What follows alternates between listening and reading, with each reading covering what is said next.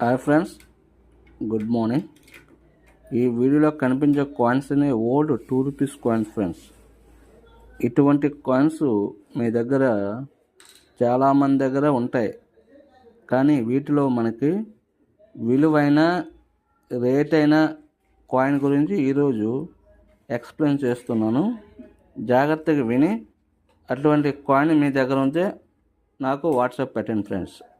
చూడండి, ఇటువంటి కాయిన్స్లో 1991 నోయిడా మింటు చుక్క గుర్తు ఉండాలి. ఇయర్ కిందని చుక్క గుర్తు ఉంటే నాకు వాట్సాప్ పెట్టండి.